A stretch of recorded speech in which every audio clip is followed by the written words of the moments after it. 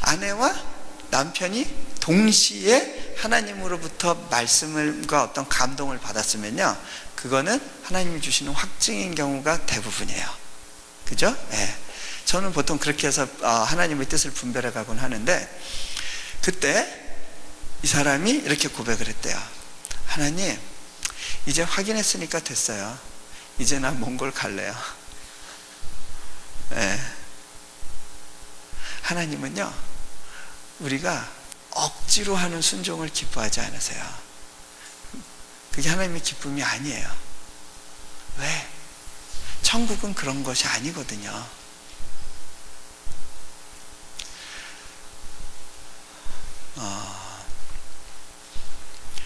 자, 두 번째로요, 믿음을 가지고 사는 사람에게 나타나는 특징은 뭐냐면요, 자신의 죄에 대해서 자각이 일어났을 때 재빠르게 무릎 꿇는다는 거예요. 뭐냐면 우기지 않는다는 거예요. 자, 베드로가 예수님께서 이제 발 씻어 주겠다고 할 때 처음에 거부하잖아요. 믿음의 사람에게 나타나는 현상은 뭐냐면, 예수님 내 발을 씻어 주세요 하고 내미는 거예요. 이미 예수님께서 우리 몸을 한번 씻어 주셨어요. 하지만 우리가 오가면서 발이 더러워지는 경우가 있어요. 그렇죠? 끊임없이 나쁜 생각들이 우리를 스치고 지나가요. 자, 더러워진 발을 주님께 얼마나 기꺼이 빨리 바로 내놓느냐, 이게 믿음 있는 사람의 삶의 방식인 것 같아요. 제가 몇 가지 이제 좀 비근한 예를 비근한 예 하나를 들어드리면요, 제가 YM 베이스에서 머문 적이 있었는데, 그때 그분들이 저한테 특별 대우를 해주셨어요. 아무 강의든지 듣고 싶으신 게 혹시 있으시면 가서 그냥 청강 편하게 하십시오, 이렇게 말씀을 했어요.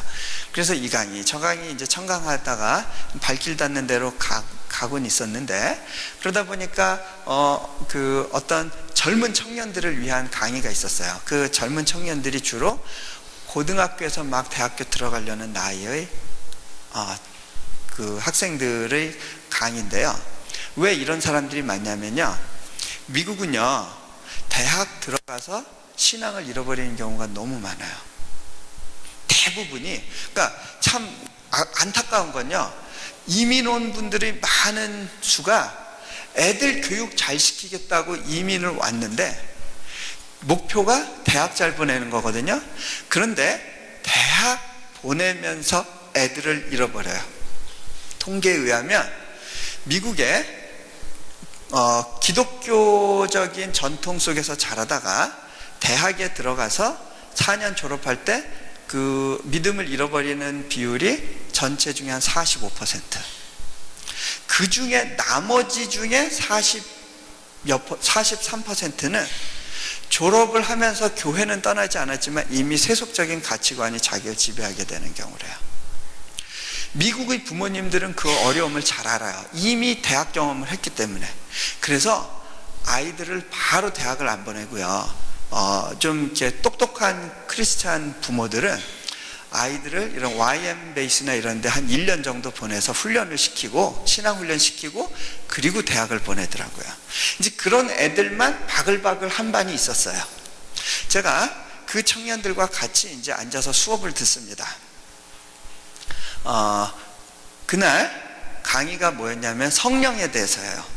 근데 제가 성령님에 대해서는 뭐 설교도 많이 해봤고 그러니까 제 자신이 어떤 태도였냐면, 이분은 어떤 방식으로 접근하는지 한번 접근법을 배워볼까?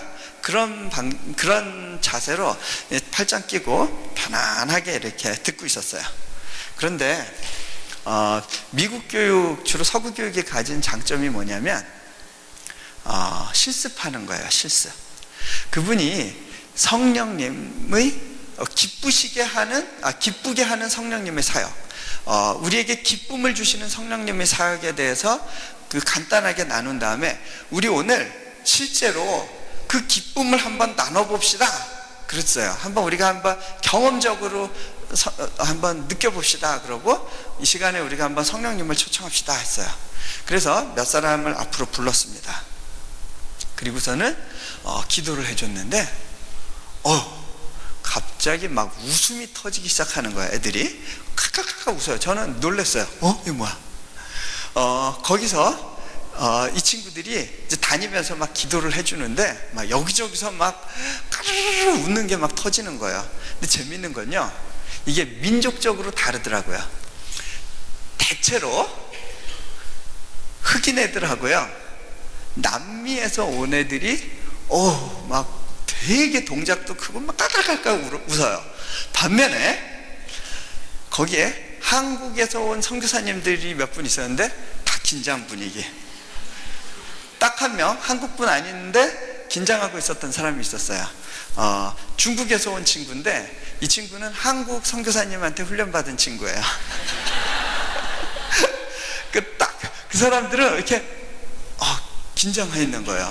저도 이게 뭐야? 처음에 그러다가 이렇게 제 안에 좀 자유함 가운데 이 분위기 안에 한번 느끼고 호흡하면서 동일한 성령님이 또 내 안에 어떻게 일하시는지를 한번 보면 좋겠다라고 했어요.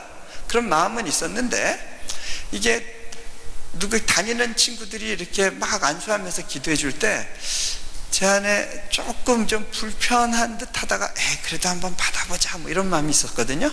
근데 저는 아무 일이 안 일어나고 주변은 계속 웃음꽃이 번지는데 이 친구들이 이제 저녁 식사하러 가서 식당에서도 막 기도하면서 막 까르르르 웃고 막 베이스가 분위기가 되게 밝아졌어요. 참 재밌는 일이다. 근데 뭐 나는 잘 모르겠다. 그런 마음으로 그날을 보내고 다음날 그래 뭐 시간 남았으니까 한번 또 강의 들어가 봐. 그러고 이제 조금 늦지막하게 그 강의를 들어갔어요. 그랬더니 이제 이번에는 그 죄를 회개시키시는 성령님의 사역에 대해서 이제 배우는 거예요. 그걸 몇 가지를 이렇게 설명을 하시더니 오늘은 우리가 죄를 고백해 하시는 성령님에 대해서 배워봅시다. 한번 경험해 봅시다 하면서 우리가 각자 기도하는 가운데 하나님 우리가 숨은 죄가 있으면 보여주십시오. 가르쳐 주십시오. 기도하고 그때 하나님의 어떤 부분들을 지적하시면 앞에 나와서 고백하시기 바랍니다. 그랬더니 아이들이 나와가지고 이제 관계에 어려웠던 점, 누구를 미워했던 거, 공동체 생활하면서 막 이렇게 힘들다고 막 이렇게 입 나왔던 거 이런 걸 하나씩 얘기하는 거예요. 그런데 갑자기요, 아주 작은 소리지만 성령님이 제게 한 말씀을 주셨어요. 그게 뭔지 아세요? 한 단어였어요. 프라이드. 제가 너무 마음이 무거워졌어요. 그 프라이드, 이게 뭐였냐면요, 제가 그게 뭔지를 알았어요. 딱 성령님이 그걸 건드리실 때 이런 거예요. 제 안에 거기에 와 있는 이제 막 고등학교 갓 졸업한 애들과 나는 영적으로 다르다는 생각을 갖고 있었어요. 나는 적어도 가르치는 위치에 있는 사람이야.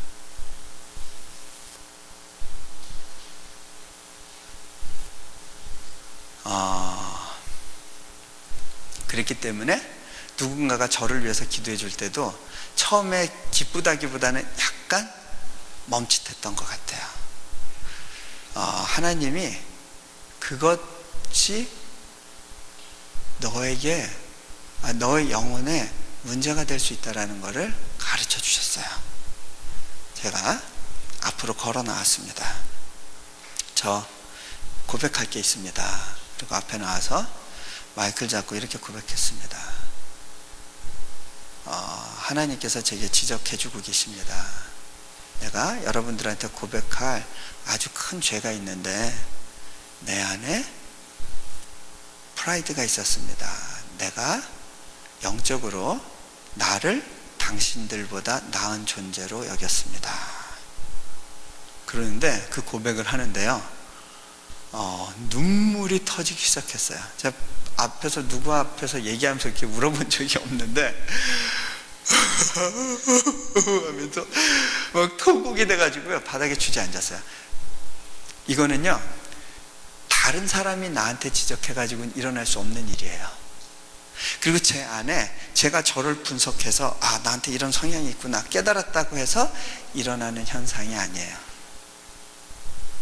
저는 그렇게 해가지고는 울지 않는 사람이란 걸 너무 잘 알아요. 주저앉아서 막 통곡을 하면서 울기 시작했어요. 그런데 그때 그 강사분이 마이크를 달라 그러면서 받았어요. 그러면서 뭐라 그러냐면, 나도 회개할 게 있습니다. 내가 오늘 믿음에 대해서 가르치고 있었지만 실은 내 안에 믿음이 없었습니다. 하나님이 하실 일에 대한 기대가 내 안에 없었습니다. 그러면서 엉엉 우는데, 학생들이 그분을 위해서 딱 기도를 해주려고 손을 대는 순간 뒤로 그냥 넘어가면서 정신을 잃어버리셨어요. 이제 사람들은 계속 앞으로 나와서 이제 막 고백하면서 막 울기 시작했어요. 성령님의 임재가 거기 그 안에 이렇게 쫙 압도하는 느낌이었는데, 한 자매가 나와가지고요, 자신이 갖고 있는 성적 환상의 죄에 대해서 이제 고백을 하기 시작했어요. 근데 그 고백을 하는 순간요, 다 젊은 애들이잖아요. 여기저기서 소리가 터지면서 떼굴떼굴 구르기 시작했어요. 네. 믿음의 삶은요, 죄 회개가 동반돼요. 그것은 눈물이 있고요, 또한 기쁨이 있어요. 그 죄 회개가 저는요, 참 놀라운 걸 발견했는데, 성경에 나오는 위로의 메시지들 있잖아요. 우리는 그 위로의 메시지만 딱 따잖아요. 근데 그 위로의 메시지가 있기 전에 수많은 회개에 대한 촉구가 어마어마하게 많이 있어요. 그런데 우리는 그거를 탁 빼고 그 위로의 말씀만 붙잡으려고 하는데, 그것만 붙잡아 가지고는요, 평강이 임하지 않아요. 말씀의 검이 우리를 찌를 때 아프지만 그 찌름 가운데 반응을 하면요, 그 피 흘림 가운데 오는 평강이 있어요.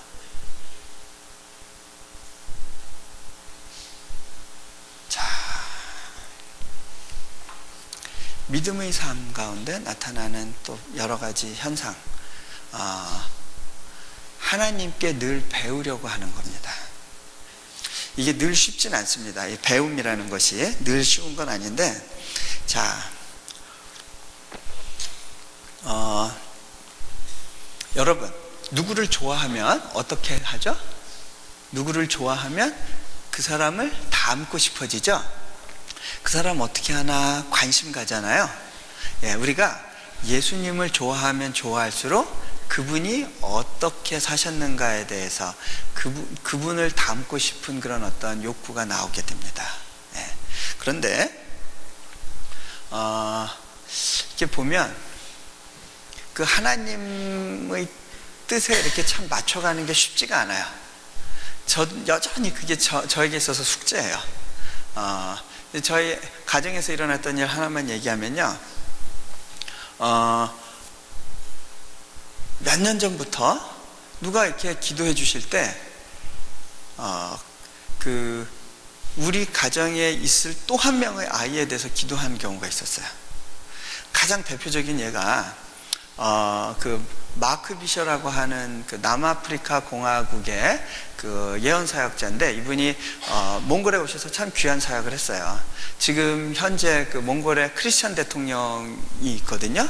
그 사람이 거의 대통령 될 수 없다고 보여지는 그 야당 지도자 시절에 그 사람을 위해서 기도해 주면서, 당신이 이러이러한 것들을 지킬 때 하나님께서 당신을 이 민족의 대통령으로 세울 거다라고 이렇게 예언도 해주고요.